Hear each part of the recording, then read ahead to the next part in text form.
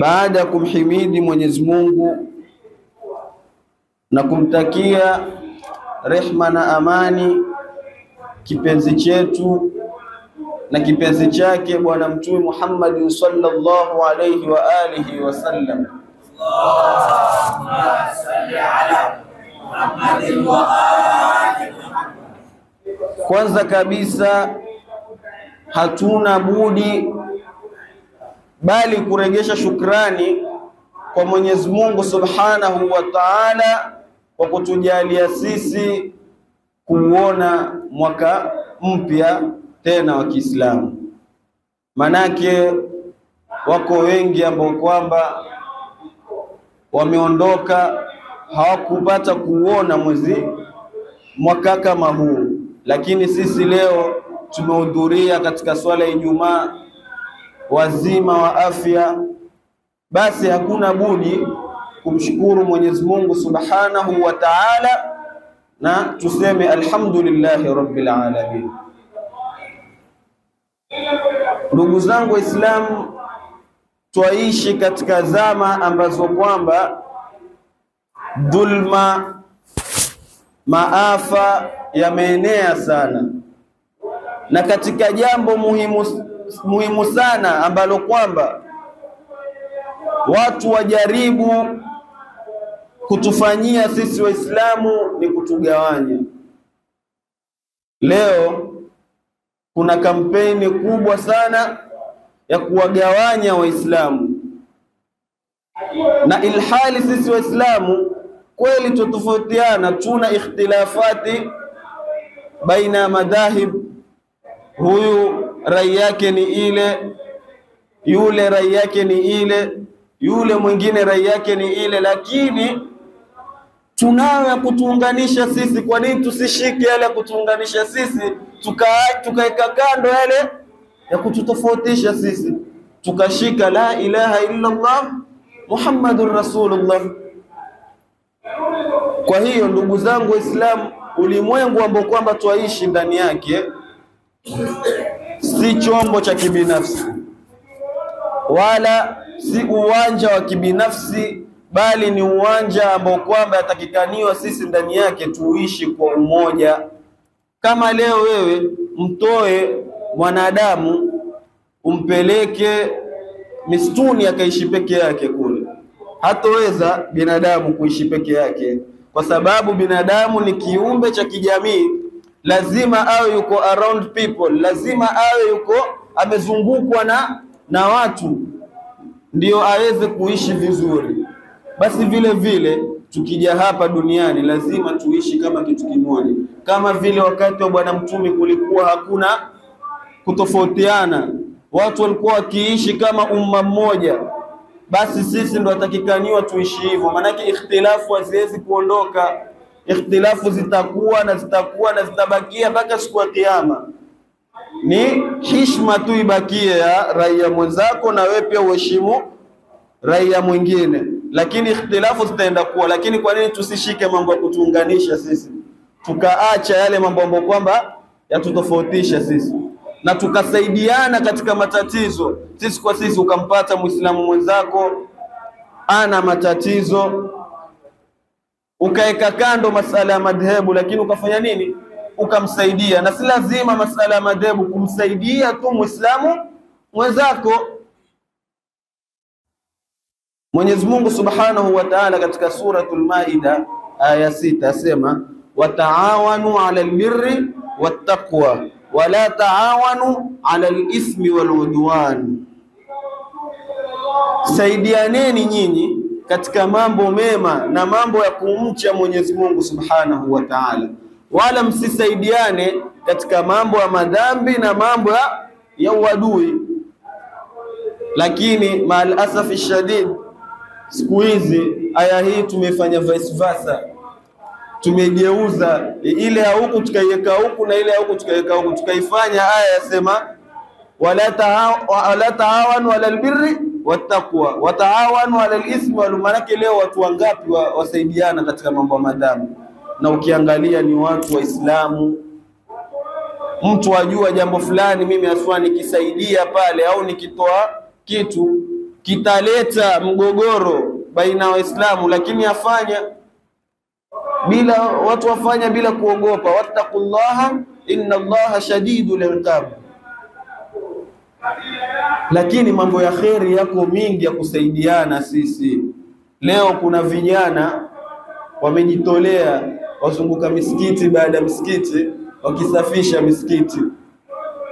Hii ni kusaidiana katika mambo ya kheri. Vijana wenyewe wameamua bana, haya mambo ya magenge, mambo ya bangi achana nayo haya. Sisi tutaingia msikitini tusafishe misikiti. Wako ukiangalia katika social media utaona vijana wameamua kusaidiana katika kusafisha misikiti. Hii ni kusaidiana katika mambo ya kheri. Mfano, wanafunzi leo wamesoma somo la fiqh, wakakaa wakashauriana bana, leo mwanafunzi mmoja katika sisi atatufundisha lile somo tulilosoma darasani. Kesho mwanafunzi mmoja atatufundisha nahau.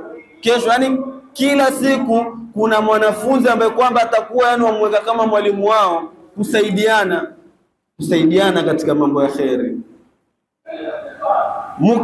Mukaamua mukaungana, bado matofautiana labda kiakida, lakini mukaamua kuungana katika kuhuisha jina la Bwana Mtume. Mukaweka maulidi ya Bwana Mtume, yule akatoa viti, yule akatoa chakula, yule akatoa maji, na kila mtu akatoa kitu chake. Hii yote ni kusaidiana katika mambo ya kheri.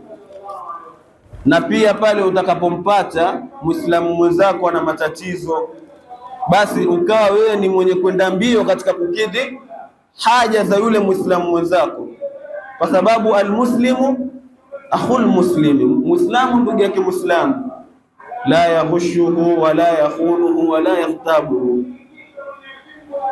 Hii ndo atakaniwa zio ndo identity zetu sisi Waislamu. Isiwe yule ni kadhaa, na wakati kuna mambo ambayo kwamba yaweza kutukatisha sisi chini. Kwa nini tusiashike masala kama yale, ukamsaidia mwenzako ana matatizo wewe?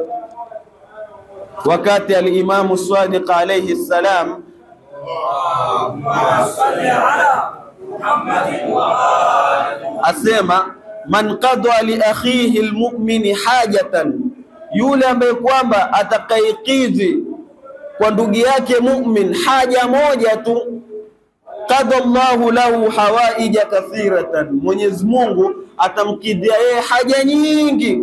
Ihdaha aljanna, mojawapo ya hizo haja nyingi ni janna, ni kumpa janna yeye. Sasa angalia vitu kama hivi, Mwenyezi Mungu Subhanahu wa Ta'ala tuwekea kwambia wewe ukimkidhia ndugu yako haja moja tu, ankuja na matatizo mfano, na ikawa wewe unao uwezo wa kumkidhia haja yake, basi Mwenyezi Mungu atakukidhia haja nyingi, mojawapo ni janna. Mwenyezi Mungu Subhanahu wa Ta'ala mwenyewe asema katika maneno yake, al-khalqu iyali, hawa viumbe ni familia yangu.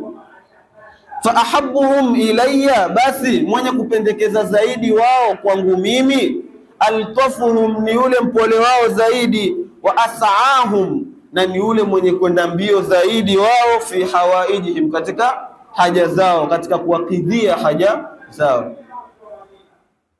Man la yahtamma bi umuri almuslimin falaysa minna, yule ambaye kwamba hatilii umuhimu kwa mambo ya Waislamu, basi katika sisi. Muislamu mwenzako ampata matatizo, lazima utilie umuhimu. Na ndivyo ambavyo kwamba watu walikuwa wakiishi katika zama za Mtume, kwa sababu wote walikuwa wakifuata innamal mu'minuna ikhwatun fa aslihu baina akhawaykum. Hizi ndo vitu ambavyo kwamba wakifuata. Hakika si jengine, waumini wote ni ndugu. Sisi hatuja kuja duniani kutofautiana, bali tumekuja duniani kuishi pamoja kama ndugu, kama vile Bwana Mtume alivyofanya. Innamal mu'minuna ikhwatun fa aslihu baina akhawaykum, katika suratul Hujurat aya ya 10. al-Imam Ali alayhi salam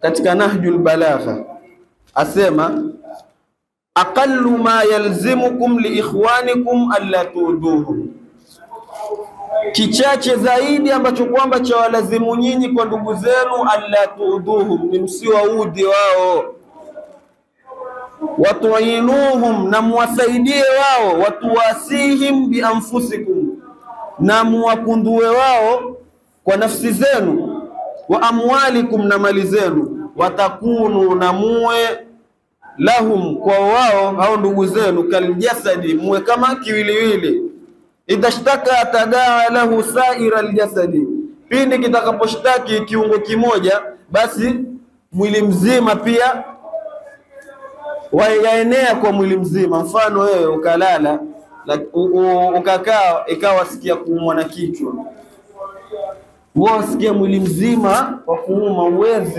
uwezi kulala kwa sababu kichwa cha kuuma, sikia mwili mzima. Wewe ukaenda ukacheza mpira ukapata injury kwenye kidole, wasikia mwili mzima wa kuuma. Na ndio atakaniwa mu'min kwa mu'min wawe hivi, muwe kama kiwiliwili kimoja. Kiungo kimoja kitakapoumia basi ni mwili mzima umeumia. Ndio vile mu'min mmoja atakapopatwa na matatizo au atakapokumbwa na haja zake, yatakikaniwa ienee kwa baadhi ya waumini wote. Bisahri wal humma, kwa kukesha na homa. Wewe ukiwa una maradhi, basi hiyo siku utakesha, wasikia ni mwili mzima wa kuuma, utakesha kwa sababu ya lile jambo na kwa sababu ya humma. Lakini Imam Ali atakakujalia au atakuifanya huu undugu iwe ni ahadi ya kimatendo ambao kwamba yadhihiri katika kusaidiana na kuwa kitu kimoja. Angalia mfano, watu wawili wamekosana na wote ni Waislamu, wamekosana, lakini baada muda wakaamua kusameheana kwa ajili ya Mwenyezi Mungu Subhanahu wa Ta'ala, na sababu si kitu chengine, kwa sababu innamal mu'minuna ikhwatun. Tukakaa tukasolve zile differences zetu, tukaeka mbali yale mambo ambayo kama tutofautiana, tukasameheana kwa sababu innamal mu'minuna ikhwatun. Hii ndio kitu ambacho kwamba kikatuunganisha sisi. Mfano, kwenda kutoa sadaka lakini bila kudhalilisha Muislamu mwenzako, hii pia ni kufata aya na hadithi za Mwenyezi Mungu, bali kuna circumstances zingine itabidi, kama mfano yale umeleta kitu, itabidi kuna wakati mwingine picha ile, ni labda kuna mtu kwa Arabuni bana ametoa pesa zake nini, ataka kujua kitu kimeenda ama kikuenda, sawa, si tatizo, waweza piga picha. Lakini sasa wingi wetu, je, twafanya kwa lengo hilo? Watu wengine hata kuna jambo, hata kuletea kitu akwambia kaeni mpige picha ili yeye apate sifa kuwa alitoa kitu. Kwa nini tusisaidiane sisi bila kudhalilishana kwa ajili ya Mwenyezi Mungu Subhanahu wa Ta'ala? Ikawa mimi namsaidia yule kama ndugu yangu, kwa sababu Mwenyezi Mungu anasema innamal mu'minuna ikhwatun. Ikawa hii ndio kitu ambacho kwamba umekishikilia wewe. Kwa nini tusifanye mambo kama haya, kusaidiana wakati wa matatizo? Na wakati Bwana Mtume akiondoka, hakutuacha sisi tukatofautiana, ametuacha sisi ni kitu kimoja. Kwa nini leo sisi twagombana katika mambo ambayo kwamba si ya kimsingi? Twaacha mambo ambayo kwamba yaweza kutuunganisha sisi. Ndio ile aya katika suratu Ali Imran aya ya 13, Mwenyezi Mungu Subhanahu wa Ta'ala asema wa'tasimu bihablillahi jami'an wala tafarraqu, shikamaneni nyinyi na kamba ya Mwenyezi Mungu, shikamaneni nayo. Wa'tasimu bihablillahi jami'an wala tafarraqu, wala msitofautiane nyinyi, shikaneni na kamba ya Mwenyezi Mungu Subhanahu wa Ta'ala. Mfano leo mambo yanayoendelea leo, ndugu zetu wa Palestina, dhulma ambazo kwamba zimekithiri kule na matatizo yote ambayo kwamba yako kule leo. Kwa nini sisi tusiungane tukaeka zile differences zetu kando, tukaja tukashirikiana katika jambo ambalo kwamba la gonga misingi ya Kiislamu?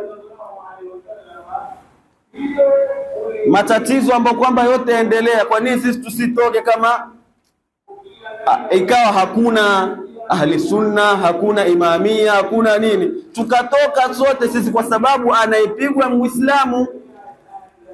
Ndio hii wa'tasimu bihablillahi jami'an.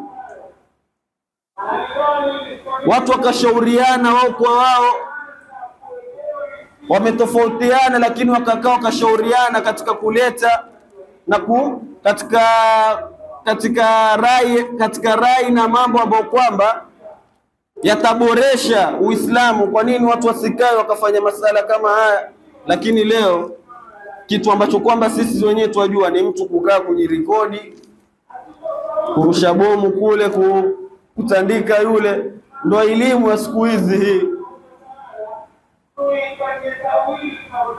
Na wakati mtu labda yeye pale anapoongea ana makosa mengi lakini hajijui, ndio ile kuna alimun na mutaallimun, na walobakia wote ni ghusaun.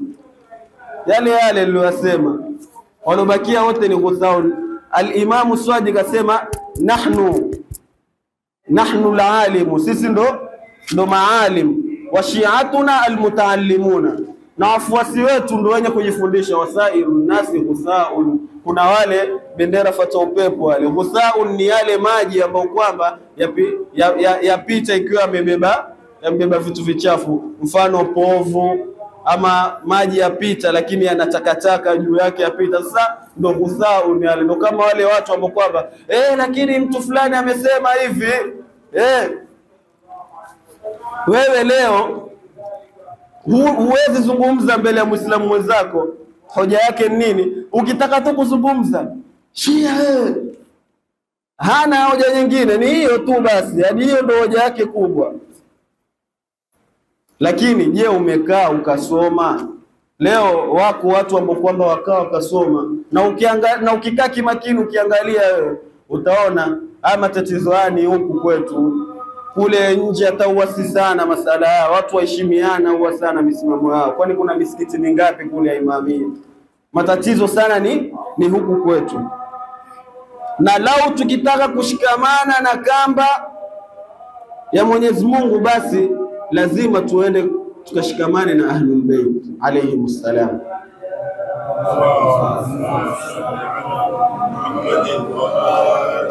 Kwa sababu al-Imam al-Baqir asema nahnu hablullahi alladhi amara Allahu bil-ihtisami bihi, sisi ndio kamba ya Mwenyezi Mungu ambayo kwamba ameamrisha watu washikamane nao. Pale Mwenyezi Mungu aliposema wa'tasimu bihablillahi, basi hablullahi ni hawa Ahlul Bayt, kwa sababu wao ndio kamba ya Mwenyezi Mungu iliyoenea ulimwengu mzima. Basi hatuna budi kuregea kwa Ahlul Bayt alayhi wasallam, kwa sababu hao ndio tumeachiwa. Pale Bwana Mtume aliposema mimi nitawaachia vitu viwili, lao mkishikamana navyo hamtopotea, hakutaja vitu vingine. Alitaja Qur'ani ambayo ni kitabullah na itrati ahla baiti, ambapo kwamba Qur'an tuiita ni Qur'anun swamit, Qur'ani iliyonyamaza. Ahlul Bayt ndio Qur'anun natiq, wao ndio Qur'ani inaozungumza. Hawa Ahlul Bayt haizi khalifu Qur'ani na Qur'ani haizi khalifu Ahlul Bayt. Lakini masala kama haya yataka ukae kwa insafu, usome bila kutaka kufuata matamanio yako, kutaka vile wewe mambo yanavyokwenda yawe kwa vile unavyotaka wewe. Huwezi kusoma ukawaelewa Ahlul Bayt. Lazima kwanza ukae kwa umakini ndio usome uwaelewe Ahlul Bayt vizuri. Mwenyezi Mungu ukimalizia katika suratul Anfal asema wala tanaza'u fatafshalu watadhhaba rihukum wala msitete wala msigombane, fatafshalu, basi kwa sababu hiyo mkafeli, watadhhaba rihukum, na zikaondoka nguvu zenu. Manake katika kuteta yavunja ule umoja wetu. Sisi tunayo mambo ya kutuunganisha ambao kwamba ni la ilaha illa Allah Muhammadur Rasulullah. Kwa nini tusishike mambo ya kutuunganisha tukaacha mambo? Ni kama mfano ambao kwamba gunia zito twashindwa kulitoa katika msingi wake, katika ardhi twashindwa kulibeba. Yatakaniwa sisi tuwe kama vile, tusiwe kama gunia ambalo kwamba lilichukuliwa limfungwa katika kamba juu, wewe waweza lisukuma kule ukalipeleka kule na ndivyo tunavyofanya sasa hivi. Twagawanywa bila sisi wenyewe kujua. Twagawanywa bila sisi wenyewe kujua. Je, bwana mtume sahihi akirudi mathalan tutamwambia nini sisi kwa haya mambo yote yanayotokea? Kwa hivyo lazima sisi tukae, tuelewane, tusitete. Manake ikhtilafu lazima tu zitakuwa, cha kimsingi ni kuheshimiana tu. Yule anachosema mimi kana muheshimu na wewe, na yeye akuheshimu wewe. Al-Imam Sadiq asema al-ijtima'u rahmatun, kukusanyika ni rahma, wal furqatu adabun, na kutofautiana nini ni adabu. Kwa hivyo tujiepusheni na adabu ya furqa.